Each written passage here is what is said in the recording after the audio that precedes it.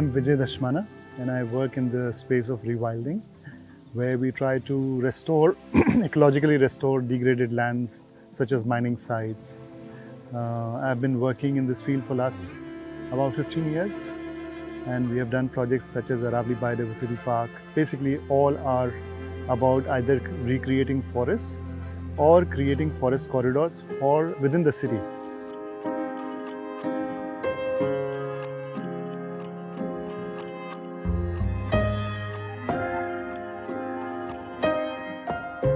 See, the word itself explains it. It is rewilding. So when we are doing tree plantation work, you are planting only trees. In rewilding, you are restoring the landscape as it was or as it could have been. So if it is a grassland, then you are rewilding into a grassland. If it is a shrubland, you are rewilding it into a shrubland. If it is a meadow, you are rewilding into as a meadow. If it is a woodland, you are rewilding it into a woodland. So therefore, the differences are very subtle.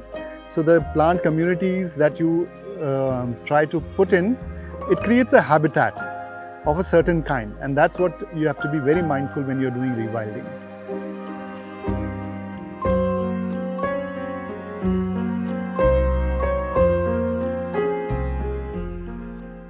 For us, it was important that, when we gave a vision to this place, we said we are inviting the forests of Aravali back to the city of Gurgaon. And that was our vision. And in order to fulfill that vision, what we did was we selected few reference sites. So you have wonderful forests of Mangarbani, you have Sariska, you have Jheer, you have Jhalana, you have many forests between Delhi and Jaipur, which are part of the northern Aravali. We selected the forest communities that exist there, and we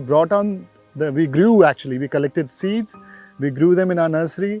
Then once they germinated, we planted them out in the forest community that exists in these reference sites. So today you have, like behind me is a Dhok forest that we planted in 2015.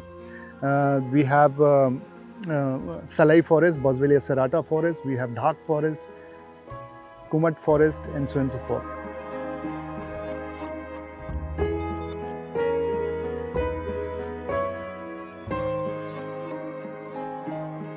Any restoration effort or any rewilding effort, we also had similar challenge, which was to protection.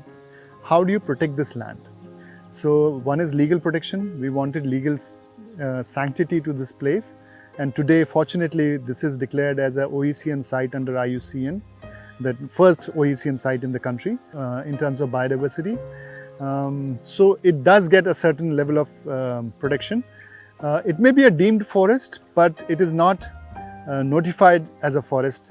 It is not even notified as a biodiversity park. So it was important to give a legal protection. And when there was a road coming through the park, then people got together and fought against the road. And today, the road has been shelved. So legal protection against human encroachment, cattle grazing, fire, those were the important aspects that we had to negotiate.